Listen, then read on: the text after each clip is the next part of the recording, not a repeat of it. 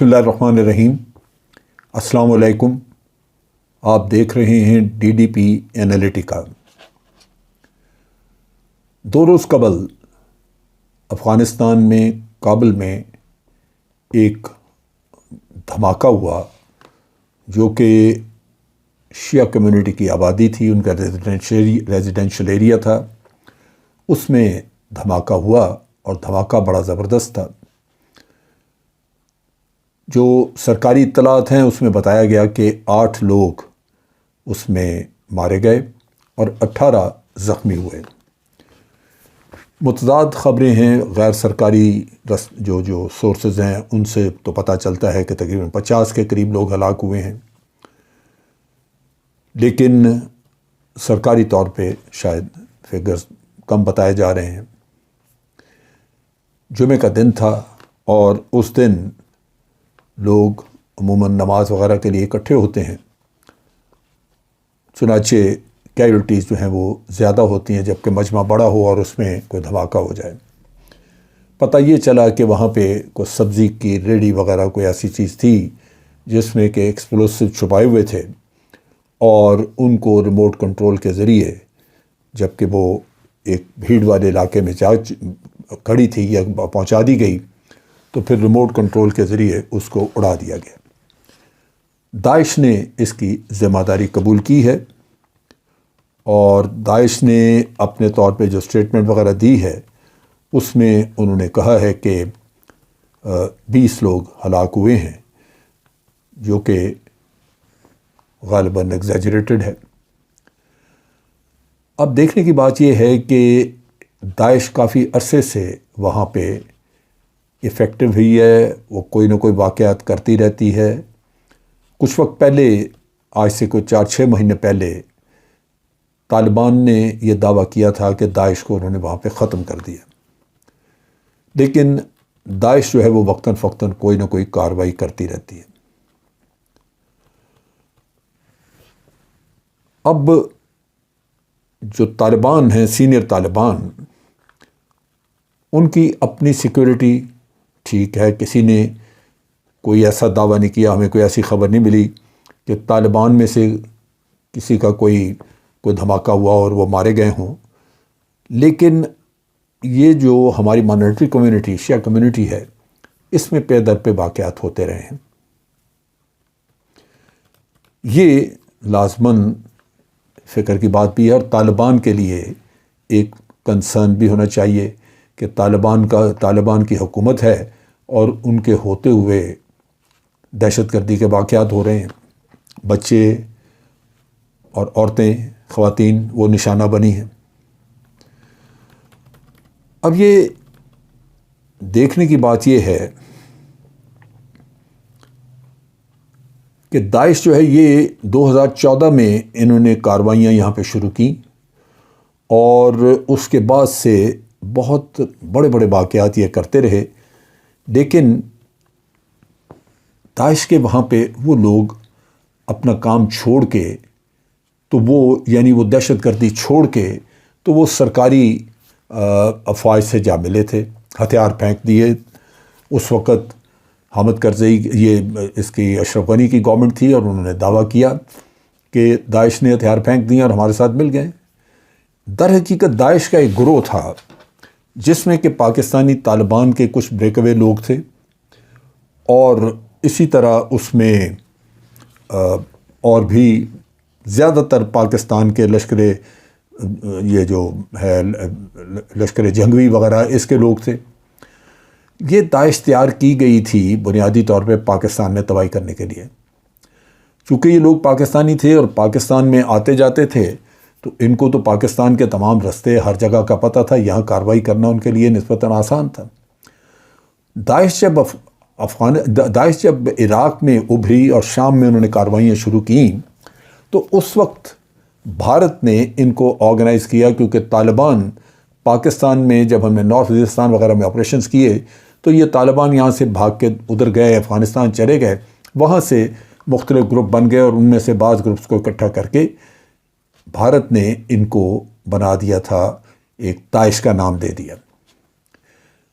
Daesh उस वक़्त बड़ी بڑے زور پہ تھی، اور ان کی جو واقعات وہ کر رہے تھے افغانستان عراق وغیرہ میں، وہ بڑے ظالمانہ تھے۔ چنانچہ ان کو استعمال کیا گیا، اور پاکستان میں انہوں نے مختلف درگاہوں پہ اور مختلف جگہوں پہ انہوں نے بڑے بڑے واقعات بھی کیے، بلوچستان میں بھی کیے اور سندھ میں بھی کیے۔ یہ داعش جو ہے، چونکہ یہ پاکستان میں زیادہ کارروائیاں کرتی تھی، چنانچہ اس وقت کی حکومت نے اس کے اوپر کوئی توجہ نہیں دی اور بھارت کو کھلی چھٹی دی ہوئی تھی۔ اب جب طالبان کی حکومت یہاں پہ آئی تو طالبان نے ایک عام معافی کا اعلان کیا۔ اس میں تمام وہ ایلیمنٹ جو کہ بھارت کے ساتھ مل کے کام کر رہے تھے، معافی مل جانے کی وجہ سے وہ بھی سارے افغانستان میں موجود ہیں۔ صرف پنجشیر ویلی کے لوگ جو تھے، جس میں کہ احمد شاہ مسعود کا بیٹا تھا یا امر اللہ صالح، یہ بھاگ کے تو ادھر تاجکستان چلے گئے تھے، ازبکستان چلے گئے تھے، جبکہ باقی تمام وہ کرمنل یا ان کے عموماً جو اشرف غنی کی آرمی تھی، وہ جب ڈس انٹیگریٹ ہوئی تو وہ بھی یہاں موجود رہے۔ نتیجہ یہ کہ یہاں پہ ابھی تک وہ نیٹ ورک موجود ہیں جو کہ ان کو فیسیلیٹیٹ کرتے ہیں، پیسہ مہیا کرتے ہیں اور ان کو ایکسپلوسیو وغیرہ یہ چیزیں مہیا کرتے ہیں۔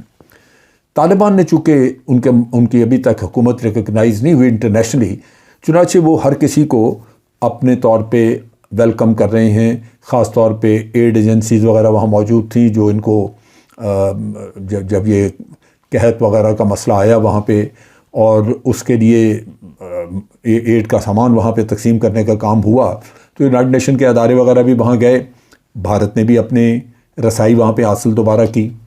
نتیجہ یہ کہ وہاں پہ وہ نیٹ ورک جو کہ بھارت اس وقت چلا رہا تھا، وہ ایک طرح سے پھر ایکٹیو ہو گیا۔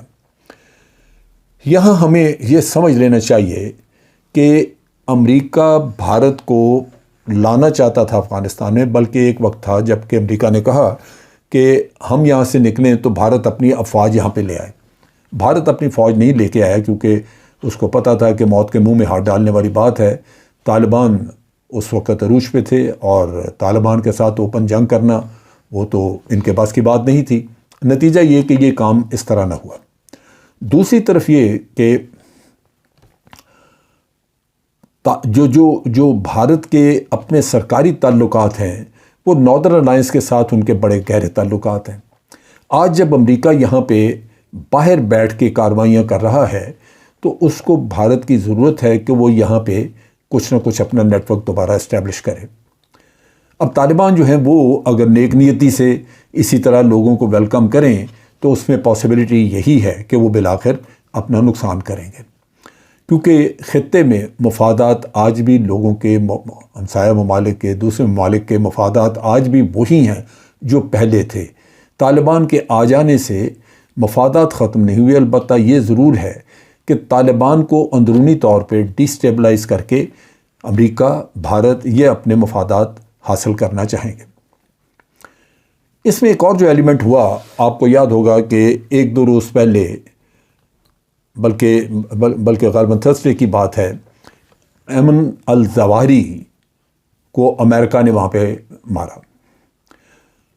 اب یہ ڈرون کے ذریعے انہوں نے مارا، اس کو اڑا دیا، لیکن تمام جو سمجھدار لوگ جو سوجھ بوجھ رکھتے ہیں، ان چیزوں کو سمجھتے ہیں، وہ یہ کہتے ہیں کہ یہ ہیومن انٹیلیجنس کے بغیر نہیں ہوا۔ اس کا مطلب یہ کہ گراؤنڈ پہ کوئی لوگ موجود تھے جو امریکہ کو انفارمیشن دے رہے تھے۔ پہلے تو اس کی ریکگنیشن، بتایا کہ یہ یہاں موجود ہے، اور پھر اس میں یہ اس وقت اس کی موومنٹ کہ وہ آیا ہے، احمد ظواہری وہ بالکنی میں گیا ہے، اور اس وقت ریئل ٹائم کسی نے انفارمیشن پاس کی اور ڈرون نے آ کے فائر کر دیا۔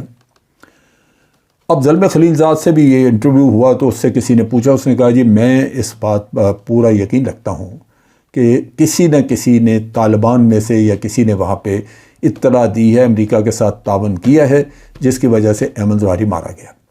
اب اس میں جو شک کی بات ہے وہ یہ ہے کہ ایمن الظواہری یہ جس مکان میں رہ رہا تھا، وہ مکان اس کو حقانیوں نے دیا تھا۔ سراج الدین حقانی ایک بڑا، آپ کہہ لیجئے کہ معتبر اور مضبوط گروپ کا ہیڈ ہے، اور وہ طالبان کے ساتھ مل کے اب حکومت کر رہا ہے، لیکن تھرو آؤٹ افغان وار میں حقانی جو ہیں وہ امریکیوں کا نشانہ پہ رہے ہیں، اور اب بڑی کوشش ان کی رہی ہے کہ کسی نہ کسی طرح ان کو حقانیوں کو ختم کیا جائے۔ حقانیوں سے ڈرتے بھی تھے۔ اب چونکہ یہ حقانیوں نے اس کو مکان دیا، حقانیوں کے نالج میں تھا، تو طالبان میں سے کسی اور گروپ کو غالباً امریکہ نے پیسے دے کے یا جس طرح بھی ان کو پلانٹ کیا اور یہ ساری انفارمیشن وغیرہ لی۔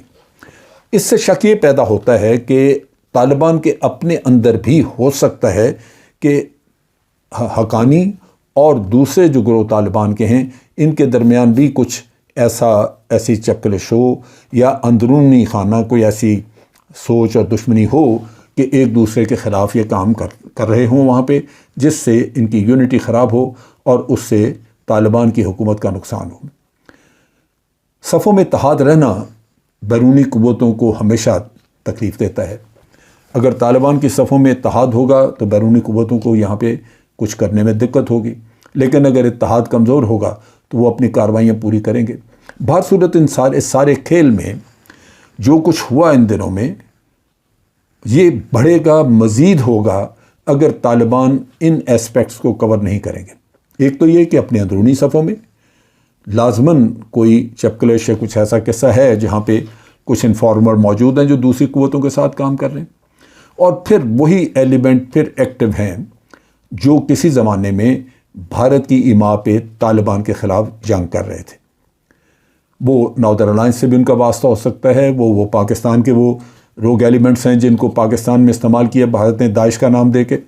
یہ سارے چیزیں جو ہیں یہ نظر میں رکھنی ہوں گی، نہ صرف بھارت نے بلکہ ہمارے اپنے انٹیلیجنس ادارے جو ہیں ان کو اس پہ بڑی کڑی نگاہ رکھنی چاہیے تاکہ اس کا کوئی فال آؤٹ پاکستان کی طرف نہ آئے۔ آج کے لیے اتنا ہی۔ افواج پاکستان زندہ باد، پاکستان پائندہ باد۔